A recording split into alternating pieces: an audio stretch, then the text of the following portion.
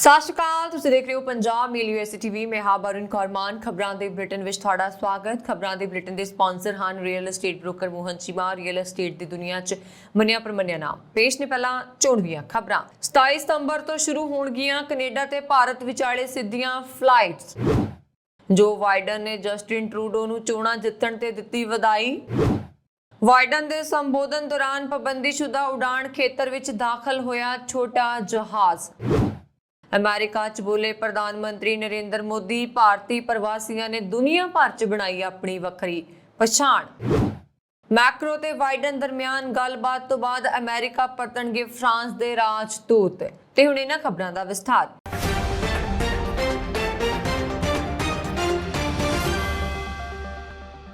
Canada ਤੇ ਭਾਰਤ ਦਰਮਿਆਨ ਸਿੱਧੀਆਂ ਫਲਾਈਟਸ 27 ਸਤੰਬਰ ਤੋਂ ਹੋ ਸਕਦੀਆਂ ਨੇ ਸ਼ੁਰੂ, ਬਸ਼ਰਤੇ ਕਿ 3 ਸਿੱਧੀਆਂ ਫਲਾਈਟਸ ਰਾਹੀਂ ਨਵੀਂ ਦਿੱਲੀ ਤੋਂ ਕੈਨੇਡਾ ਪੁੱਜੇ ਮੁਸਾਫਰਾਂ ਵਿੱਚੋਂ ਜ਼ਿਆਦਾਤਰ ਦੀ ਕਰੋਨਾ ਟੈਸਟ ਰਿਪੋਰਟ ਨੈਗੇਟਿਵ ਹੋਵੇ।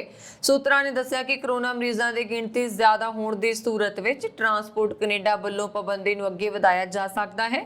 ਕੈਨੇਡਾ ਤੋਂ ਭਾਰਤ ਜਾਣ ਵਾਲੇ ਮੁਸਾਫਰਾਂ ਦੇ ਮਾਮਲੇ ਵਿੱਚ ਟਰਾਂਸਪੋਰਟੇਸ਼ਨ ਵਿਭਾਗ ਨੂੰ ਕੋਈ ਸਮੱਸਿਆ ਨਹੀਂ, ਪਰ ਨਵੀਂ ਦਿੱਲੀ ਤੋਂ ਕੈਨੇਡਾ ਆਉਣ ਵਾਲਿਆਂ ਵਿੱਚੋਂ ਕਰੋਨਾ ਮਰੀਜ਼ਾਂ ਦੀ ਜ਼ਿਆਦਾ ਗਿਣਤੀ ਫਲਾਈਟਸ ਸ਼ੁਰੂ ਹੋਣ ਦੇ ਰਾਹ ਵਿੱਚ ਅੜਿੱਕਾ ਬਣ ਜਾਏਗੀ।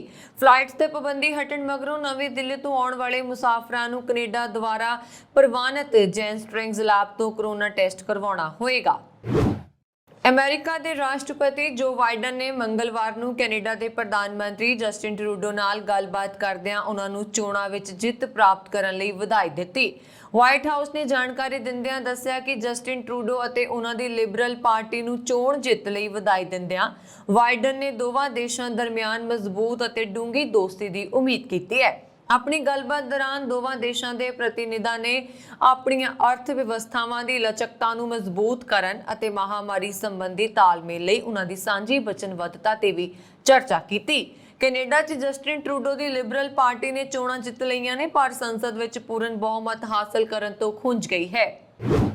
ਅਮਰੀਕਾ ਦੀ ਇੱਕ ਪ੍ਰਮੁੱਖ ਫੌਜੀ ਅਕਾਦਮੀ ਦੀ ਅਗਵਾਈ ਵਾਲਾ ਇੱਕ ਛੋਟਾ ਜਹਾਜ਼ ਨਿਊਯਾਰਕ ਵਿੱਚ ਸਥਾਈ ਤੌਰ ਤੇ ਪਾਬੰਦੀਸ਼ੁਦਾ ਉਡਾਣ ਖੇਤਰ ਵਿੱਚ ਦਾਖਲ ਹੋਇਆ ਅਤੇ ਇੱਕ ਲੜਾਕੂ ਜਹਾਜ਼ ਨੇ ਉਸ ਨੂੰ ਰੋਕ ਦਿੱਤਾ। ਇਹ ਘਟਨਾ ਉਸ ਦਿਨ ਵਾਪਰੀ ਜਦੋਂ ਰਾਸ਼ਟਰਪਤੀ ਜੋ ਬਾਈਡਨ ਨੇ ਸੰਯੁਕਤ ਰਾਸ਼ਟਰ ਮਹਾਸਭਾ ਨੂੰ ਸੰਬੋਧਨ ਕੀਤਾ।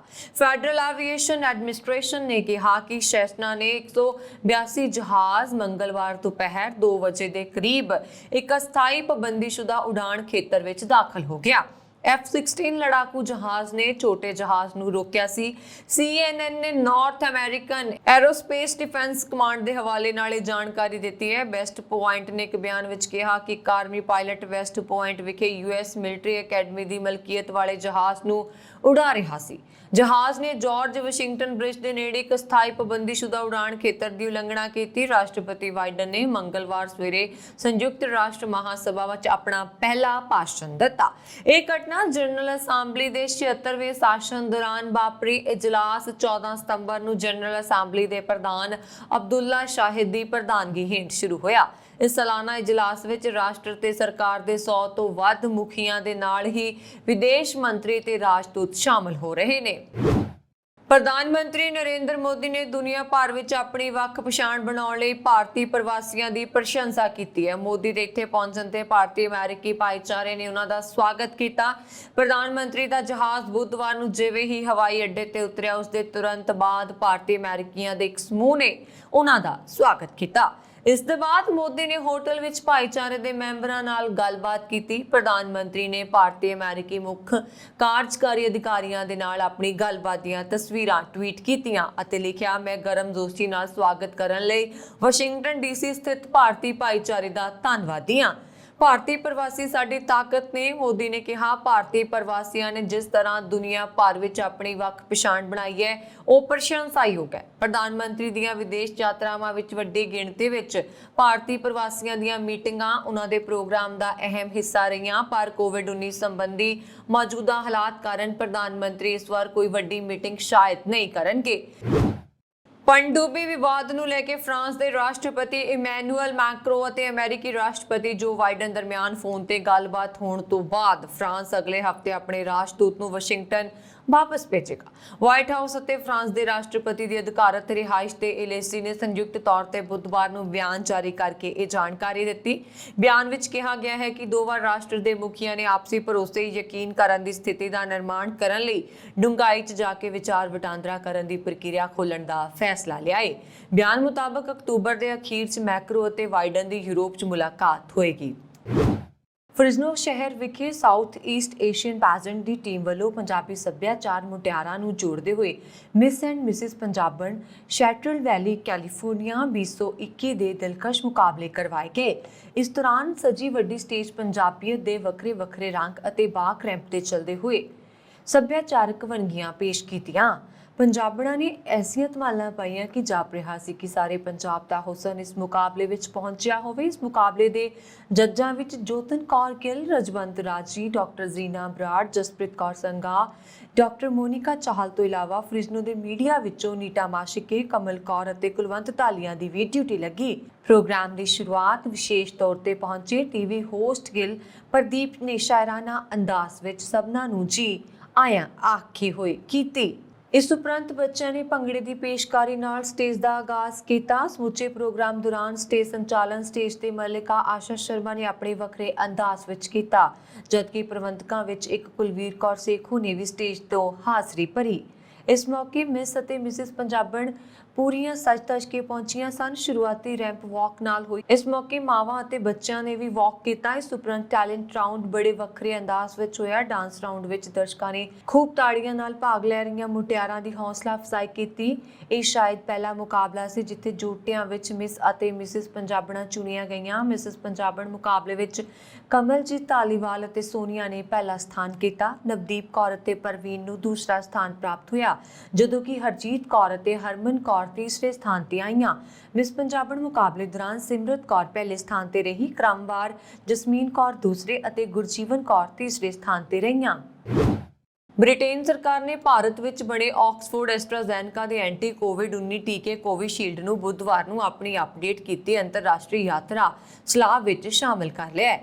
ਇਸ ਦੇ ਨਾਲ ਹੀ ਨਵੀਆਂ ਯਾਤਰਾ ਗਾਈਡਲਾਈਨਸ ਜਾਰੀ ਕੀਤੀਆਂ ਗਈਆਂ ਨੇ, ਭਾਵੇਂ ਕਿ ਹਾਲੇ ਇਹਨਾਂ ਵਿੱਚ ਜ਼ਿਆਦਾ ਤਬਦੀਲੀ ਨਹੀਂ ਕੀਤੀ ਗਈ। ਇਸ ਤੋਂ ਪਹਿਲਾਂ ਬ੍ਰਿਟੇਨ ਦੇ ਨਵੇਂ ਯਾਤਰਾ ਨਿਯਮ ਮੁਤਾਬਕ ਸੀਰਮ ਇੰਸਟੀਚਿਊਟ ਆਫ ਇੰਡੀਆ ਵੱਲੋਂ ਬਣਾਏ ਗਏ ਕੋਵਿਸ਼ੀਲਡ ਟੀਕੇ ਦੀਆਂ ਦੋਹਾਂ ਖੁਰਾਕਾਂ ਲੈਣ ਵਾਲੇ ਲੋਕਾਂ ਦੇ ਟੀਕਾਕਰਨ ਨੂੰ ਮਾਨਤਾ ਨਹੀਂ ਦਿੱਤੀ ਸੀ ਅਤੇ ਬ੍ਰਿਟੇਨ ਪਹੁੰਚਣ ਤੇ ਉਹਨਾਂ ਨੂੰ 10 ਦਿਨਾਂ ਲਈ ਕੁਆਰੰਟਾਈਨ ਵਿੱਚ ਰਹਿਣ ਦੀ ਲੋੜ ਦੱਸੀ ਗਈ। ਬ੍ਰਿਟੇਨ ਦੇ ਇਸ ਫੈਸਲੇ ਦੀ ਵਿਆਪਕ ਨਿੰਦਾ ਹੋਈ ਸੀ। ਇੱਥੇ ਦੱਸ ਦਈਏ ਕਿ ਯੂਕੇ ਦੀ ਤਾਜ਼ਾ ਟਰੈਵਲ ਐਡਵਾਈਜ਼ਰੀ 4 ਅਕਤੂਬਰ ਤੋਂ ਲਾਗੂ ਹੁੰਦੀ ਹੈ। ਇਸ ਨੂੰ ਕੁਝ ਦਿਨ ਪਹਿਲਾਂ ਜਾਰੀ ਕੀਤਾ ਗਿਆ ਸੀ, ਪਰ ਇਸ ਵਿੱਚ ਕੋਵਿਸ਼ੀਲਡ ਨੂੰ ਮਾਨਤਾ ਨਹੀਂ ਦਿੱਤੀ ਗਈ ਸੀ, ਜਿਸ ਨੂੰ ਲੈ ਕੇ ਵਿਵਾਦ ਬਣਿਆ ਹੋਇਆ ਸੀ। ਹੁਣ ਨਵੀਂ ਐਡਵਾਈਜ਼ਰੀ ਵਿੱਚ ਕੋਵਿਸ਼ੀਲਡ ਦੇ ਨਾਮ ਨੂੰ ਜੋੜਿਆ ਗਿਆ ਹੈ। ਤਾਜ਼ਾ ਟਰੈਵਲ ਐਡਵਾਈਜ਼ਰੀ ਵਿੱਚ ਨਵੀਂ ਗੱਲ ਇਹ ਹੈ ਕਿ ਇਸ ਵਿੱਚ ਲਿਖਿਆ ਹੈ 4 ਸੂਚੀਬੱਧ ਟੀਕਿਆਂ ਦੇ ਫਾਰਮੂਲੇਸ਼ਨ, ਜਿਸ ਵਿੱਚ ਐਸਟਰਾਜ਼ੈਨੇਕਾ, ਕੋਵਿਸ਼ੀਲਡ, ਐਸਟਰਾਜ਼ੈਨੇਕਾ, ਵੈਕਸੀਨੇਵੀਰੀਆ, ਮੋਡਰਨਾ, ਟਾਕੇਡਾ ਨੂੰ ਵੈਕਸੀਨ ਦੇ ਤੌਰ ਤੇ ਮਾਨਤਾ ਦਿੱਤੀ ਜਾਂਦੀ ਹੈ। ਇਸ ਤੋਂ ਪਹਿਲਾਂ ਆਦੇਸ਼ ਵਿੱਚ ਜਿਹੜੇ ਨਿਰਦੇਸ਼ ਲਿਖੇ ਸਨ ਉਹ ਹਾਲੇ ਵੀ ਲਿਖੇ ਹਨ। ਬ੍ਰਿਟੇਨ ਦੇ ਇਸ ਫੈਸਲੇ ਦਾ ਮਤਲਬ ਹੈ ਕਿ ਕੋਵਿਸ਼ੀਲਡ ਟੀਕੇ ਦੀਆਂ ਦੋਵੇਂ ਖੁਰਾਕਾਂ ਲੈ ਚੁੱਕੇ ਲੋਕਾਂ ਨੂੰ 10 ਦਿਨ ਦੇ ਕੁਆਰੰਟਾਈਨ ਵਿੱਚ ਰਹਿਣ ਦੀ ਲੋੜ ਨਹੀਂ ਹੋਵੇਗੀ। ਨਾਲੇ ਉਹਨਾਂ ਨੂੰ ਇਹ ਵੀ ਦੱਸਣ ਦੀ ਲੋੜ ਨਹੀਂ ਹੋਵੇਗੀ ਕਿ ਉਹ ਬ੍ਰਿਟੇਨ ਵਿੱਚ ਕਿੱਥੇ ਰਹਿਣਗੇ। ਇਸ ਵਿੱਚ ਕਿਹਾ ਗਿਆ ਹੈ ਕਿ ਯੂਕੇ, ਯੂਰਪ, ਅਮਰੀਕਾ ਦੇ ਵੈਕਸੀਨ ਪ੍ਰੋਗਰਾਮ ਵਿੱਚ ਜਿਹੜੀ ਵੈਕਸੀਨ ਦੇ ਤਹਿਤ ਟੀਕਾ ਲੱਗਿਆ ਹੋਵੇਗਾ ਉਸ ਨੂੰ ਹੀ ਪੂਰੀ ਤਰ੍ਹਾਂ ਟੀਕਾਕਰਨ ਮੰਨਿਆ ਜਾਏਗਾ। ਅੱਗੇ ਕਿਹਾ ਗਿਆ ਹੈ ਕਿ ਆਕਸਫੋਰਡ ਐਸਟਰਾਜ਼ੈਨੇਕਾ, ਫਾਈਜ਼ਰ, ਬਾਇਓਨਟੈਕ, ਮਾਡਰਨਾ ਅਤੇ ਜੌਨਸਨ ਵੈਕਸੀਨ ਨੂੰ ਮਾਨਤਾ ਦਿੱਤੀ ਗਈ ਹੈ। ਇਹ ਵੈਕਸੀਨ ਆਸਟ੍ਰੇਲੀਆ, ਐਂਟੀਗੁਆ ਅਤੇ Barbuda, Barbados, Bahrain, Brunei, Canada, Dominica, Israel, Japan, Kuwait, Malaysia, New Zealand, Qatar, Saudi Arab, Singapore, ਦੱਖਣੀ ਕੋਰੀਆ ਜਾਂ ਤਾਇਵਾਨ ਦੀ ਕਿਸੇ ਵੀ ਸੰਬੰਧਿਤ ਜਨਤਕ ਸਿਹਤ ਬਾਡੀ ਤੋਂ ਲੌਂਗ ਹੋਣਾ ਚਾਹੀਦਾ ਹੈ। ਬੋਡੀ ਤੋਂ ਲੱਗੀ ਹੋਣੀ ਚਾਹੀਦੀ ਹੈ। ਮੰਗਲਵਾਰ ਨੂੰ ਟਰੈਵਲ ਐਡਵਾਈਜ਼ਰੀ ਦੇ ਸੰਬੰਧ ਵਿੱਚ ਭਾਰਤ ਦੀਆਂ ਚਿੰਤਾਵਾਂ ਦਾ ਹੱਲ ਨਾ ਕੀਤੇ ਜਾਣ ਦੀ ਸਥਿਤੀ ਵਿੱਚ ਵਿਦੇਸ਼ ਸਕੱਤਰ ਹਰਸ਼ਵਰਧਨ ਸ਼੍ਰਿੰਗਲਾ ਨੇ ਬ੍ਰਿਟੇਨ ਨੂੰ ਚੇਤਾਵਨੀ ਦਿੱਤੀ ਸੀ ਕਿ ਜੇਕਰ ਬ੍ਰਿਟੇਨ ਨੇ ਮੰਗ ਨਾ ਮੰਨੀ ਤਾਂ ਉਸੇ ਤਰ੍ਹਾਂ ਦੇ ਕਦਮ ਭਾਰਤ ਵੀ ਚੁੱਕ ਸਕਦਾ ਹੈ। ਇਸ ਵਿੱਚ ਕਿਹਾ ਗਿਆ ਹੈ ਕਿ ਬ੍ਰਿਟੇਨ ਆਉਣ ਤੋਂ 14 ਦਿਨ ਪਹਿਲਾਂ ਟੀਕੇ ਦੀਆਂ ਦੋਵੇਂ ਖੁਰਾਕਾਂ ਲੈਣੀਆਂ ਲਾਜ਼ਮੀ ਨੇ। ਅਸਲ ਵਿੱਚ ਬ੍ਰਿਟੇਨ ਦੀ ਯਾਤਰਾ ਦੇ ਸੰਬੰਧ ਵਿੱਚ ਫਿਲਹਾਲ ਲਾਲ, ਐਂਬਰ ਅਤੇ ਹਰੇ ਰੰਗ ਦੀਆਂ 3 ਵੱਖ-ਵੱਖ ਸੂਚੀਆਂ ਬਣਾਈਆਂ ਗਈਆਂ ਨੇ। ਕੋਵਿਡ-19 ਦੇ ਖਤਰੇ ਮੁਤਾਬਕ ਵੱਖ-ਵੱਖ ਦੇਸ਼ਾਂ ਨੂੰ ਵੱਖ-ਵੱਖ ਸੂਚੀ ਵਿੱਚ ਰੱਖਿਆ ਗਿਆ ਹੈ। 4 ਅਕਤੂਬਰ ਨੂੰ ਸਾਰੀਆਂ ਸੂਚੀਆਂ ਨੂੰ ਮਿਲਾ ਦਿੱਤਾ ਜਾਏਗਾ ਅਤੇ ਸਿਰਫ ਲਾਲ ਸੂਚੀ ਬਾਕੀ ਰਹੇਗੀ। ਲਾਲ ਸੂਚੀ ਵਿੱਚ ਸ਼ਾਮਲ ਦੇਸ਼ ਦੇ ਯਾਤਰੀਆਂ ਨੂੰ ਬ੍ਰਿਟੇਨ ਦੀ ਯਾਤਰਾ ਤੇ ਪਾਬੰਦੀਆਂ ਦਾ ਸਾਹਮਣਾ ਕਰਨਾ ਪਏਗਾ। ਭਾਰਤ ਹਾਲੇ ਵੀ ਐਂਬਰ ਸੂਚੀ ਵਿੱਚ ਹੈ। ਇਸ ਸੂਚੀ ਵਿੱਚ ਸ਼ਾਮਲ ਦੇਸ਼ਾਂ ਦੇ ਯਾਤਰੀਆਂ ਨੂੰ ਬ੍ਰਿਟੇਨ ਜਾਣ ਤੇ ਕੁਝ ਪਾਬੰਦੀਆਂ ਵਿੱਚੋਂ ਲੰਘਣਾ ਪੈ ਸਕਦਾ ਹੈ। ਓਨਟਾਰੀਓ ਵਿੱਚ ਵੈਕਸੀਨ ਪਾਸਪੋਰਟ ਲਾਗੂ ਹੋ ਗਿਆ ਹੈ ਅਤੇ ਹੁਣ ਰੈਸਟੋਰੈਂਟ, ਬੈਂਕੁਏਟ ਹਾਲ, ਕਨਵੈਨਸ਼ਨ ਸੈਂਟਰ, ਜਿਮ ਅਤੇ ਨਾਈਟ ਕਲੱਬ ਆਦਿ ਵਿੱਚ ਦਾਖਲ ਹੋਣ ਤੋਂ ਪਹਿਲਾਂ ਦੋਵੇਂ ਟੀਕੇ ਲੱਗੇ ਹੋਣ ਦਾ ਸਬੂਤ ਪੇਸ਼ ਕਰਨਾ ਹੋਏਗਾ। ਦੂਜਾ ਟੀਕਾ ਘੱਟੋ-ਘੱਟ 15 ਦਿਨ ਪਹਿਲਾਂ ਲੱਗਿਆ ਹੋਣਾ ਲਾਜ਼ਮੀ ਹੈ ਅਤੇ ਗ੍ਰੋਸਰੀ ਸਟੋਰ ਤੇ ਫਾਰਮੇਸੀਆਂ ਨੂੰ ਵੈਕਸੀਨ ਪਾਸਪੋਰਟ ਦੀ ਸ਼ਰਤ ਤੋਂ ਮੁੱਖ ਰੱਖਿਆ ਗਿਆ ਹੈ। ਨਿਯਮਾਂ ਦੀ ਉਲੰਘਣਾ ਕਰਨ ਵਾਲਿਆਂ ਨੂੰ $750 ਹੋਵੇਗਾ ਜੁਰਮਾਨਾ। ਅਕਤੂਬਰ ਵਿੱਚ ਸੂਬਾ ਸਰਕਾਰ ਵੱਲੋਂ QR ਕੋਡ ਲਿਆਂਦਾ ਜਾ ਰਿਹਾ, ਜਿਸ ਰਾਹੀਂ ਸੰਬੰਧਿਤ ਸ਼ਖਸ ਦਾ ਵੈਕਸੀਨੇਸ਼ਨ ਸਟੇਟਸ ਖੁਦ ਬ ਖੁਦ ਸ਼ੇਅਰ ਹੋ ਜਾਏਗਾ, ਪਰ ਉਦੋਂ ਤੱਕ ਵੈਕਸੀਨੇਸ਼ਨ ਦੀਆਂ ਪਰਚੀਆਂ ਹੀ ਚੱਲਣਗੀਆਂ। ਅਮਰੀਕਾ 'ਚ ਕੋਰੋਨਾ ਨਾਲ ਮਾਰਚ ਤੋਂ ਬਾਅਦ ਤੋਂ ਪਹਿਲੀ ਵਾਰ ਇੱਕ ਦਿਨ 'ਚ ਔਸਤਨ 1900 ਮਰੀਜ਼ਾਂ ਦੀ ਮੌਤ ਹੋਈ ਹੈ। ਮਾਹਿਰਾਂ ਦਾ ਕਹਿਣਾ ਹੈ ਕਿ ਇਨਫੈਕਸ਼ਨ ਇੱਕ ਵੱਖਰਾ ਸਮੂਹ ਭਾਵ ਟੀਕੇ ਦੀ ਖੁਰਾਕ ਨਹੀਂ ਲੈਣ ਵਾਲੇ 7.1 ਕਰੋੜ ਅਮਰੀਕੀਆਂ ਨੂੰ ਆਪਣਾ ਨਿਸ਼ਾਨਾ ਬਣਾ ਰਿਹਾ। ਦੇਸ਼ ਦੇ ਰਾਸ਼ਟਰਪਤੀ ਜੋ ਬਾਈਡਨ ਕੋਵਿਡ-19 ਦੀ ਇਸ ਜਾਨਲੇਵਾ ਲਹਿਰ ਤੋਂ ਨਜਿੱਠਣ ਵਿੱਚ ਮਦਦ ਲਈ ਲੋਕਾਂ ਤੋਂ ਘਰ ਤੇ ਇਨਫੈਕਸ਼ਨ ਦੀ ਜਾਂਚ ਕਰਵਾਉਣ ਦੀ ਬੇਨਤੀ ਕਰ ਰਹੇ ਨੇ। ਮਹਾਮਾਰੀ ਕਾਰਨ ਹਸਪਤਾਲ ਸਮਰੱਥਾ ਤੋਂ ਜ਼ਿਆਦਾ ਭਰੇ ਪਏ ਨੇ ਅਤੇ ਦੇਸ਼ ਭਰ 'ਚ ਸਕੂਲਾਂ ਦੇ ਬੰਦ ਹੋਣ ਦਾ ਖਤਰਾ ਪੈਦਾ ਹੋ ਗਿਆ। ਸਪਰਿੰਗਫੀਲਡ ਬ੍ਰੈਂਸਨ ਇਲਾਕੇ ਵਿੱਚ ਕਾਕਸ ਹੈਲਥ ਹਸਪਤਾਲ ਵਿੱਚ ਇੱਕ ਹਫ਼ਤੇ 'ਚ 22 ਲੋਕਾਂ ਦੀ ਮੌਤ ਹੋ ਗਈ। ਪੱਛਮੀ ਵਰਜੀਨੀਆ 'ਚ ਸਤੰਬਰ ਦੇ ਪਹਿਲੇ 3 ਹਫ਼ਤਿਆਂ 'ਚ 340 ਲੋਕਾਂ ਦੀ ਮੌਤ ਹੋ ਚੁੱਕੀ ਹੈ। ਜਾਰਜੀਆ ਵਿੱਚ ਹਰ ਦਿਨ 125 ਮਰੀਜ਼ ਜਾਨ ਗਵਾ ਰਹੇ ਨੇ, ਜੋ ਕੈਲੀਫੋਰਨੀਆ ਜਾਂ ਕਿਸੇ ਹੋਰ ਸੰਘਣੀ ਆਬਾਦੀ ਵਾਲੇ ਸੂਬੇ ਤੋਂ ਜ਼ਿਆਦਾ ਹੈ। ਅਮਰੀਕਾ ਅਜੇ ਵਾਇਰਸ ਦੇ ਡੈਲਟਾ ਵੇਰੀਐਂਟ ਨਾਲ ਨਜਿੱਠ ਹੀ ਰਿਹਾ। ਇਸੇ ਦੌਰਾਨ ਕੈਂਟਕੀ ਦੇ ਨਰਸਿੰਗ ਹੋਮ ਵਿੱਚ ਕੋਰੋਨਾ ਵਾਇਰਸ ਦੇ ਇੱਕ ਨਵੇਂ ਰੂਪ ਦੀ ਪਛਾਣ ਕੀਤੀ ਗਈ ਹੈ, ਜਿੱਥੇ ਇਸਨੇ 45 ਵਸਨੀਕਾਂ ਅਤੇ ਕਰਮਚਾਰੀਆਂ ਨੂੰ ਇਨਫੈਕਟਡ ਕੀਤਾ ਹੈ, ਜਿਨ੍ਹਾਂ ਵਿੱਚੋਂ ਬਹੁਤਿਆਂ ਨੂੰ ਕੋਰੋਨਾ ਟੀਕਾ ਲਗਾਇਆ ਗਿਆ ਸੀ। ਸੋਮਵਾਰ ਨੂੰ ਸਿਹਤ ਵਿਗਿਆਨੀਆਂ ਦੁਆਰਾ ਦਿੱਤੀ ਜਾਣਕਾਰੀ ਅਨੁਸਾਰ ਇਸ R1 ਵੇਰੀਐਂਟ ਦੀ ਸ਼ੁਰੂਆਤ ਜਾਪਾਨ ਵਿੱਚ ਹੋਈ। ਵਾਇਰਲ ਡਿਸੀਜ਼ ਦੇ ਮਾਹਿਰ ਡਾਕਟਰ ਵਿਲੀਅਮ ਹੈਲਸਲਟਾਈਨ ਅਨੁਸਾਰ ਖੋਜਕਰਤਾਵਾਂ ਦੁਆਰਾ ਜੋਨਮਿਕ ਸਥਿਤੀ ਨੂੰ ਟਰੈਕ ਕਰਨ ਲਈ ਵਰਤੇ ਗਏ ਇੱਕ ਡੇਟਾਬੇਸ ਵਿੱਚ ਪਹਿਲਾਂ ਹੀ R1 ਵੇਰੀਐਂਟ ਦੇ 10,000 ਤੋਂ ਵੱਧ ਮਾਮਲੇ ਹਨ ਅਤੇ ਵਾਇਰਸ ਦਾ ਇਹ ਰੂਪ ਬਹੁਤ ਜ਼ਿਆਦਾ ਛੂਤਕਾਰੀ D614G ਪਰਿਵਰਤਨ ਨੂੰ ਸਾਂਝਾ ਕਰਦਾ ਹੈ, ਜੋ ਕਿ ਕੋਰੋਨਾ ਵਾਇਰਸ ਦੇ ਨਵੇਂ ਵਾਧੇ ਨੂੰ ਵਧਾਉਂਦਾ ਹੈ। ਇਸ ਵੇਰੀਐਂਟ ਦੀ ਖਬਰ ਤੋਂ ਪਹਿਲਾਂ ਅਮਰੀਕਾ ਵਿੱਚ FDA ਨੇ 65 ਸਾਲ ਤੋਂ ਵੱਧ ਉਮਰ ਦੇ ਲੋਕਾਂ ਜਾਂ ਮਾੜੀ ਸਿਹਤ ਵਾਲੇ ਕਿਸੇ ਵੀ ਵਿਅਕਤੀ ਲਈ ਬੂਸਟਰ ਟੀਕਾਕਰਨ ਖੁਰਾਕ ਨੂੰ ਮਨਜ਼ੂਰੀ ਦਿੱਤੀ ਹੈ, ਜੋ ਕਿ ਦੂਜੀ ਖੁਰਾਕ ਤੋਂ 6 ਮਹੀਨਿਆਂ ਬਾਅਦ ਲਗਾਈ ਜਾਵੇਗੀ। ਸਿਹਤ ਮਾਹਿਰਾਂ ਵੱਲੋਂ ਇਸ ਵੇਰੀਐਂਟ ਬਾਰੇ ਹੋਰ ਜਾਣਕਾਰੀ ਪ੍ਰਾਪਤ ਕੀਤੀ ਜਾ ਰਹੀ ਹੈ। ਅਮਰੀਕਾ ਦੇ ਸ਼ਹਿਰ ਵਿੱਚ ਵੱਡੀ ਗਿਣਤੀ 'ਚ ਕਤਲਾਂ ਦੇ ਮਾਮਲੇ ਦਰਜ ਕੀਤੇ ਜਾ ਰਹੇ ਨੇ। ਇਨ੍ਹਾਂ ਸ਼ਹਿਰਾਂ 'ਚ ਕੈਲੀਫੋਰਨੀਆ ਦੇ ਸ਼ਹਿਰ ਆਕਲੈਂਡ ਦਾ ਨਾਮ ਵੀ ਪ੍ਰਮੁੱਖ ਹੈ, ਜਿਸ ਨੇ ਸੋਮਵਾਰ ਨੂੰ ਇਸ ਸਾਲ ਦਾ 100ਵਾਂ ਕਤਲ ਦਰਜ ਕੀਤਾ। ਆਕਲੈਂਡ ਪੁਲਿਸ ਅਨੁਸਾਰ ਕਤਲਾਂ ਦੀ ਇਹ ਗਿਣਤੀ ਇੱਕ ਚਿੰਤਾ ਦਾ ਵਿਸ਼ਾ ਹੈ। ਅੰਕੜਿਆਂ ਅਨੁਸਾਰ ਇਸ ਸ਼ਹਿਰ ਨੇ ਪਿਛਲੇ ਹਫ਼ਤੇ 'ਚ 10 ਕਤਲ ਦਰਜ ਕੀਤੇ, ਜਦਕਿ ਪੁਲਿਸ ਅਨੁਸਾਰ ਆਕਲੈਂਡ ਨੇ 2020 'ਚ 109 ਕਤਲ ਦਰਜ ਕੀਤੇ ਸਨ। ਆਕਲੈਂਡ ਪੁਲਿਸ ਵਿਭਾਗ ਨੇ ਸੋਮਵਾਰ ਨੂੰ ਇਹਨਾਂ 100 ਜਾਨਾਂ ਨੂੰ ਸ਼ਰਧਾਂਜਲੀ ਦੇਣ ਲਈ 100 ਸੈਕਿੰਡ ਦਾ ਮੌਨ ਵੀ ਰੱਖਿਆ ਗਿਆ। ਆਕਲੈਂਡ ਦੇ ਪੁਲਿਸ ਮੁਖੀ ਲੇਰੋਇਨ ਆਰਮਸਟ੍ਰੌਂਗ ਨੇ ਦੱਸਿਆ ਕਿ ਇਸ ਸਾਲ ਦੀ 100ਵੀਂ ਹੱਤਿਆ ਸੋਮਵਾਰ ਸਵੇਰੇ ਸੈਨ ਲੀਐਂਡਰੇ ਸਟਰੀਟ ਤੇ ਆਕਲੈਂਡ ਕਲੋਜ਼ੀਅਮ ਬਾਰਟ ਸਟੇਸ਼ਨ ਦੇ ਨੇੜੇ ਹੋਈ। ਉਹਨਾਂ ਨੇ ਦੱਸਿਆ ਕਿ ਪਿਛਲੇ ਸਾਲ ਦੇ ਇਸੇ ਵਕਫੇ ਦੌਰਾਨ ਸ਼ਹਿਰ 'ਚ 70 ਕਤਲ ਦਰਜ ਹੋਏ ਸਨ। ਬ੍ਰਿਟੇਨ ਦੀ ਇੱਕ ਅਦਾਲਤ ਨੇ 12 ਸਾਲ ਪਹਿਲਾਂ ਭਾਰਤ ਦੇ ਪਟਿਆਲਾ ਸ਼ਹਿਰ 'ਚ ਸੰਘ ਵਰਕਰ ਰੁਲਦਾ ਸਿੰਘ ਦੀ ਹੱਤਿਆ ਦੇ ਮਾਮਲੇ 'ਚ ਬ੍ਰਿਟੇਨ 'ਚ ਗ੍ਰਿਫਤਾਰ 3 ਬ੍ਰਿਟਿਸ਼ ਸਿੱਖਾਂ ਨੂੰ ਬੁੱਧਵਾਰ ਨੂੰ ਰਿਹਾ ਕਰ ਦਿੱਤਾ ਹੈ। ਨਾਕਾਫੀ ਸਬੂਤਾਂ ਕਾਰਨ ਭਾਰਤ ਦੀ ਹਵਾਲਗੀ ਅਪੀਲ ਰੱਦ ਕਰ ਦਿੱਤੀ ਗਈ ਸੀ। ਪਿਆਰਾ ਸਿੰਘ ਗਿੱਲ, ਅੰਮ੍ਰਿਤਵੀਰ ਸਿੰਘ ਬਾਹੀਵਾਲ ਤੇ ਗੁਰਸ਼ਰਨਵੀਰ ਸਿੰਘ ਬਾਹੀਵਾਲ ਦੀ ਗ੍ਰਿਫਤਾਰੀ ਪਿਛਲੇ ਸਾਲ ਦਸੰਬਰ 'ਚ ਵੈਸਟ ਮਿਡਲੈਂਡਸ ਪੁਲਿਸ ਨੇ ਭਾਰਤ ਹਵਾਲਗੀ ਵਾਰੰਟ ਦੇ ਆਧਾਰ ਤੇ ਕੀਤੀ ਸੀ। ਉਹਨਾਂ ਨੂੰ 2009 'ਚ ਰਾਸ਼ਟਰੀ ਸਵੈ ਸੇਵਕ ਸੰਘ ਦੇ ਇੱਕ ਵਰਕਰ ਰੁਲਦਾ ਸਿੰਘ ਦੀ ਹੱਤਿਆ ਦੇ ਮਾਮਲੇ 'ਚ ਗ੍ਰਿਫਤਾਰ ਕੀਤਾ ਗਿਆ ਸੀ। ਰੁਲਦਾ ਸਿੰਘ ਦੇ ਪਟਿਆਲਾ 'ਚ ਗੋਲੀਆਂ ਚਲਾਈਆਂ ਗਈਆਂ ਸੀ। ਹਮਲੇ 'ਚ ਬੁਰੀ ਤਰ੍ਹਾਂ ਨਾਲ ਜ਼ਖਮੀ ਹੋਣ ਕਾਰਨ ਇੱਕ ਹਫ਼ਤੇ ਬਾਅਦ ਉਹਨਾਂ ਦੀ ਮੌਤ ਹੋ ਗਈ ਸੀ। ਡਿਸਟ੍ਰਿਕਟ ਜੱਜ ਮਾਈਕਲ ਸੋਨੋ ਨੇ ਬੁੱਧਵਾਰ ਨੂੰ ਲੰਡਨ 'ਚ ਵੈਸਟਮਿਨਸਟਰ ਮੈਜਿਸਟ੍ਰੇਟ ਕੋਰਟ 'ਚ ਅਪੀਲ ਤੋਂ ਸੁਣਵਾਈ ਕੀਤੀ ਤੇ ਉਹਨਾਂ ਨੂੰ ਰਿਹਾ ਕਰਨ ਦਾ ਫੈਸਲਾ ਸੁਣਾਇਆ। ਤੁਰਕੀ ਦੇ ਰਾਸ਼ਟਰਪਤੀ ਰਿਸਪ ਤਾਇਪ ਅਰਦੋਗਨ ਨੇ ਸੰਯੁਕਤ ਰਾਸ਼ਟਰ ਆਮ ਇਜਲਾਸ ਦੀ ਇੱਕ ਉੱਚ ਪੱਧਰੀ ਸੈਸ਼ਨ ਵਿੱਚ ਦੁਨੀਆ ਭਰ ਦੇ ਆਗੂਆਂ ਦੇ ਸਾਹਮਣੇ ਆਪਣੇ ਸੰਬੋਧਨ ਵਿੱਚ ਇੱਕ ਵਾਰ ਫਿਰ ਕਸ਼ਮੀਰ ਦਾ ਮੁੱਦਾ ਉਠਾਇਆ। ਪਿਛਲੇ ਸਾਲ ਵੀ ਉਹਨਾਂ ਆਮ ਚਰਚਾ ਲਈ ਆਪਣੇ ਤੋਂ ਪਹਿਲਾਂ ਰਿਕਾਰਡ ਕੀਤੇ ਗਏ ਵੀਡੀਓ ਬਿਆਨ ਵਿੱਚ ਜੰਮੂ ਕਸ਼ਮੀਰ ਦਾ ਜ਼ਿਕਰ ਕੀਤਾ ਸੀ, ਭਾਰਤ ਨੇ ਉਸ ਵੇਲੇ ਇਸ ਨੂੰ ਪੂਰੀ ਤਰ੍ਹਾਂ ਨਕਾਰ ਦਿੱਤਾ ਸੀ ਤੇ ਕਿਹਾ ਸੀ ਕਿ ਤੁਰਕੀ ਦੀ ਟਿੱਪਣੀ ਸਵੀਕਾਰਨਯੋਗ ਨਹੀਂ ਹੈ।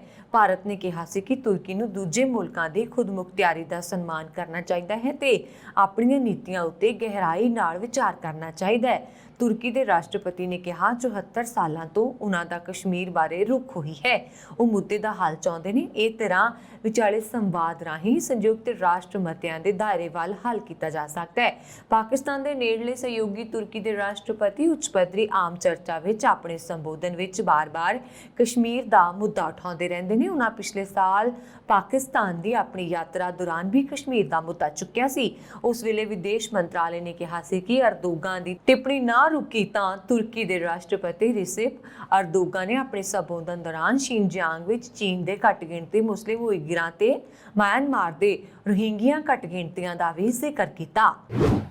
ਬੰਬਈ ਦੇ ਛਤਰਪਤੀ ਸ਼ਿਵਾਜੀ ਮਹਾਰਾਜ ਇੰਟਰਨੈਸ਼ਨਲ ਏਅਰਪੋਰਟ ਤੇ ਇੱਕ ਮਾਂ ਅਤੇ ਧੀ ਦੇ ਕੋਲ ਤੋਂ 25 ਕਰੋੜ ਰੁਪਏ ਦੀ ਡਰੱਗਸ ਬਰਾਮਦ ਹੋਈ। ਦੋਵੇਂ ਸਾਊਥ ਅਫਰੀਕਾ ਦੇ ਜੋਹਾਨਸਬਰਗ ਦੀ ਰਹਿਣ ਵਾਲੀਆਂ ਨੇ ਅਤੇ ਆਪਣੇ ਸ਼ਹਿਰ ਤੋਂ ਕਤਰ ਦੇ ਦੋਹਾ ਹੁੰਦੇ ਹੋਏ ਬੰਬਈ ਆਈਆਂ। ਏਅਰਪੋਰਟ ਦੇ ਕਸਟਮ ਵਿਭਾਗ ਦੀ ਟੀਮ ਨੂੰ ਇਹ ਡਰੱਗਸ ਇੱਕ ਸੂਟਕੇਸ ਵਿੱਚ ਬਰਾਮਦ ਹੋਈ। ਇਹ ਦੋਵੇਂ ਬੰਬਈ ਘੁੰਮਣ ਅਤੇ ਇੱਥੇ ਇਲਾਜ ਕਰਾਉਣ ਦੇ ਬਹਾਨੇ ਆਏ ਸੀ। ਕਸਟਮ ਵਿਭਾਗ ਮੁਤਾਬਕ 4.9 ਕਿਲੋਗ੍ਰਾਮ ਹੈਰੋਇਨ ਡਰੱਗਸ ਨੂੰ ਸੂਟਕੇਸ ਵਿੱਚ ਖਾਸ ਕੈਵਿਟੀ ਬਣਾ ਕੇ ਕਾਲੇ ਰੰਗ ਦੇ ਪੈਕੇਟ ਵਿੱਚ ਕਾਫੀ ਚਲਾਕੀ ਨਾਲ ਲੁਕਾਇਆ ਗਿਆ ਸੀ। ਬੰਬਈ ਹਵਾਈ ਅੱਡੇ ਦੇ ਕਸਟਮ ਵਿਭਾਗ ਨੇ ਦੋਵਾਂ ਨੂੰ ਗ੍ਰਿਫਤਾਰ ਕਰ ਲਿਆ। ਕਸਟਮ ਸੂਤਰਾਂ ਦੇ ਮੁਤਾਬਕ ਇਹਨਾਂ ਮਾਂ ਧੀ ਨੂੰ ਡਰੱਗਸ ਤਸਕਰੀ ਕਰਨ ਲਈ ਡਰੱਗ ਮਾਫੀਆ ਰੈਕੇਟ ਦੁਆਰਾ ਲਾਲਚ ਦਿੱਤਾ ਗਿਆ ਸੀ, ਜਿੱਥੇ ਉਹਨਾਂ ਨੇ ਇੱਕ ਯਾਤਰਾ ਦੇ ਲਈ 5000 ਅਮਰੀਕੀ ਡਾਲਰ ਦੇਣ ਦਾ ਦਾਅਵਾ ਕੀਤਾ ਸੀ। ਕੁਝ ਦੇਰ ਪਹਿਲਾਂ ਦੋਵਾਂ ਨੂੰ NDPS ਕੋਰਟ ਵਿੱਚ ਪੇਸ਼ ਵੀ ਕੀਤਾ ਗਿਆ, ਜਿੱਥੋਂ ਅਦਾਲਤ ਨੇ ਉਹਨਾਂ ਨੂੰ 14 ਦਿਨਾਂ ਦੀ ਨਿਆਇਕ ਹਿਰਾਸਤ ਵਿੱਚ ਭੇਜ ਦਿੱਤਾ। ਕਸਟਮ ਇੰਟੈਲੀਜੈਂਸ ਵਿੰਗ ਹੁਣ ਇਸ ਗੱਲ ਦਾ ਪਤਾ ਲਗਾ ਰਹੀ ਹੈ ਕਿ ਭਾਰਤ ਵਿੱਚ ਡਰੱਗ ਦੀ ਇਹ ਖੇਪ ਕਿਸ ਨੂੰ ਦੇਣੀ ਸੀ ਅਤੇ ਕਦੋਂ ਤੋਂ ਇਹ ਡਰੱਗਸ ਦਾ ਖੇਡ ਚੱਲ ਰਿਹਾ ਸੀ। ਇਸ ਧੰਦੇ ਨਾਲ ਜੁੜੇ ਹੋਰ ਲੋਕਾਂ ਦਾ ਪਤਾ ਲਗਾਉਣਾ ਸ਼ੁਰੂ ਕਰ ਦਿੱਤਾ ਗਿਆ ਹੈ। ਪੋਪ ਫ੍ਰਾਂਸਿਸ ਨੇ ਉਹਨਾਂ ਵਿਰੁੱਧ ਸਪਸ਼ਟ ਹੁੰਦੇ ਹੋਏ ਰੂੜੀਵਾਦੀ ਆਲੋਚਕਾਂ ਤੇ ਨਿਸ਼ਾਨਾ ਬਿੰਨਦੇ ਹੋਏ ਕਿਹਾ ਕਿ ਉਹਨਾਂ ਦੀਆਂ ਅਸ਼ਲੀਲ ਟਿੱਪਣੀਆਂ ਸ਼ੈਤਾਨ ਦਾ ਕੰਮ ਹਨ ਅਤੇ ਉਹਨਾਂ ਦੀ ਹਾਲ 'ਚ ਹੋਈ ਅੰਤੜੀ ਦੀ ਸਰਜਰੀ ਤੋਂ ਬਾਅਦ ਕੁਝ ਲੋਕ ਚਾਹੁੰਦੇ ਸਨ ਕਿ ਮੈਂ ਮਰ ਜਾਵਾਂ। ਪੋਪ ਫ੍ਰਾਂਸਿਸ ਨੇ ਸਲੋਵਾਕ ਦੀ ਰਾਜਧਾਨੀ ਬ੍ਰਿਸਤਲਾਵਾ 'ਚ ਪਹੁੰਚਣ ਤੋਂ ਤੁਰੰਤ ਬਾਅਦ ਸਲੋਵਾਕੀਆ ਦੇ ਜੇਸੂਟਸ ਨਾਲ 12 ਸਤੰਬਰ ਨੂੰ ਹੋਈ ਇੱਕ ਬੈਠਕ ਦੌਰਾਨ ਇਹ ਗੱਲ ਕਹੀ। ਇਸ ਬੈਠਕ ਵਿੱਚ ਹੋਈ ਗੱਲਬਾਤ ਦੇ ਕੁਝ ਅੰਸ਼ ਮੰਗਲਵਾਰ ਨੂੰ ਜੇਸੂਟ ਜਰਨਲ ਲਾ ਸਿਵਿਲਟਾ ਕੈਟੋਲੀਆ 'ਚ ਪ੍ਰਕਾਸ਼ਿਤ ਕੀਤੇ ਗਏ। ਇਸ ਗੱਲਬਾਤ ਦੌਰਾਨ ਪਾਦਰੀ ਨੇ ਉਹਨਾਂ ਤੋਂ ਪੁੱਛਿਆ ਕਿ ਉਹ ਕਿਵੇਂ ਦਾ ਮਹਿਸੂਸ ਕਰ ਰਹੇ ਨੇ ਅਤੇ ਪੌਪ ਨੇ ਮਜ਼ਾਕੀਆ ਲਹਿਜੇ 'ਚ ਕਿਹਾ, "ਅਸੀਂ ਮੈਂ ਜਿਉਂਦਾ ਹਾਂ।" ਉਹਨਾਂ ਨੇ ਕਿਹਾ ਕਿ ਹਾਲਾਂਕਿ ਕੁਝ ਲੋਕ ਚਾਹੁੰਦੇ ਨੇ ਕਿ ਮੈਂ ਮਰ ਜਾਵਾਂ। ਮੈਨੂੰ ਪਤਾ ਹੈ ਕਿ ਪਾਦਰੀ ਲੋਕ ਬੈਠਕਾਂ ਕਰਨ ਲੱਗੇ ਸਨ ਅਤੇ ਕਹਿ ਰਹੇ ਸਨ ਕਿ ਪੌਪ ਦੀ ਹਾਲਤ ਜਿਹੜੀ ਦੱਸੀ ਜਾ ਰਹੀ ਹੈ ਅਸਲ 'ਚ ਉਸ ਤੋਂ ਵੀ ਜ਼ਿਆਦਾ ਖਰਾਬ ਹੈ। ਉਹ ਅੱਗੇ ਦੀ ਤਿਆਰੀ ਕਰ ਰਹੇ ਸਨ। ਸਬਰ ਰੱਖੋ, ਰੱਬ ਦਾ ਸ਼ੁਕਰ ਹੈ ਮੈਂ ਠੀਕ ਹਾਂ। ਦਰਅਸਲ ਪੌਪ ਫ੍ਰਾਂਸਿਸ ਦੀ ਜੁਲਾਈ 'ਚ ਸਰਜਰੀ ਹੋਈ ਸੀ, ਜਿਸ ਵਿੱਚ ਉਹਨਾਂ ਦੀ ਵੱਡੀ ਅੰਤੜੀ ਦਾ 33 ਸੈਂਟੀਮੀਟਰ ਹਿੱਸਾ ਕੱਢਿਆ ਗਿਆ ਸੀ। ਇਸ ਤੋਂ ਬਾਅਦ ਪੌਪ ਨੇ 12 ਤੋਂ 15 ਸਤੰਬਰ ਨੂੰ ਹੰਗਰੀ ਸਲੋਵਾਕੀਆ ਦੀ ਯਾਤਰਾ ਕੀਤੀ, ਜੋ ਸਰਜਰੀ ਤੋਂ ਬਾਅਦ ਉਹਨਾਂ ਦੀ ਪਹਿਲੀ ਅੰਤਰਰਾਸ਼ਟਰੀ ਯਾਤਰਾ ਸੀ।